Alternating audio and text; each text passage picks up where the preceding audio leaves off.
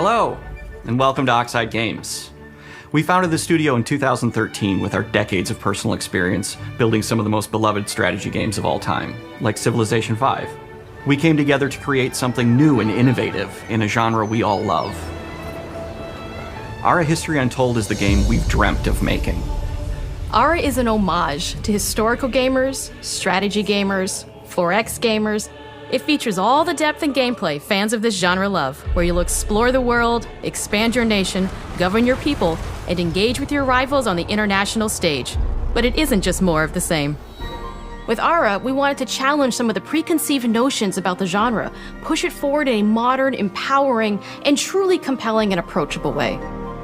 For example, we have over 100 instruments on display in the office, which are all things that we purchased in order to add to the soundtrack and expand the game and make it really good.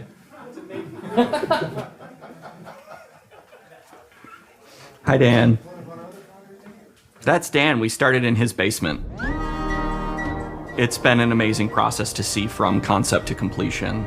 We started small, building a robust game engine, questioning our design assumptions, and prototyping out features, rediscovering what made us fall in love with strategy games in the first place. The end result is ARA, the historical grand strategy game that presents a living world where you can rule how you want to rule and chart your own path to becoming the most prestigious nation on the planet.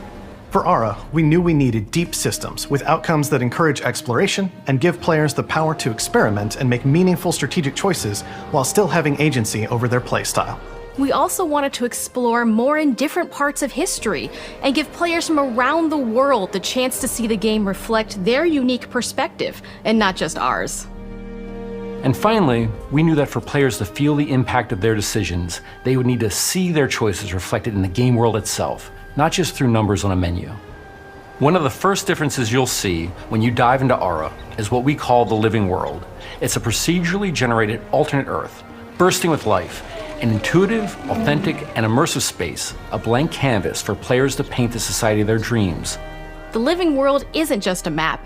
It reflects the choices players make over the course of the game. They can see everything from the settling of the wilderness to cultural influence on architecture over time to the thousands of citizens living their lives and reacting to the changes. We want players to feel like they're truly occupying the world, leading their people as they thrive and grow. Core to the vision of ARA is our philosophy of rule how you want to rule. And no feature better exemplifies this than the prestige system. To win a game of ARA, players will compete with their rivals to build the most influential, impressive, and important nation the world has ever known. This is measured by prestige, the player's score that proves their worth as a leader. The prestige system gives players the chance to decide what kind of leader they want to be. Do they want to pursue great works of arts and culture? Military might? Scientific advancement? The choice is theirs. In ARA, there are no set victory conditions. Players get to decide what is most important to them and focus and prioritize on those goals while still being able to win the game. Personally, when I play ARA, I like to build triumphs. Triumphs are our collection of incredible monuments and architectural achievements from throughout human history. Like the Great Pyramid of Giza. They're hard to build, but worth it, giving huge prestige bonuses and game-changing abilities to the nation that constructs them. Another aspect of ARA that I'm personally excited about is our crafting system. The crafting system offers a unique challenge to the player that they generally won't see often in the 4X genre. Succeeding at balancing, gathering the right things, turning them into the tools that you need, and then finally getting to the outcome or reward of something like an important improvement or triumph just changes the challenge that exists in ARA compared to other 4X games. Crafting plays out in ARA at a national scale, with players honing and combining the natural resources they harvest into all manner of goods and components.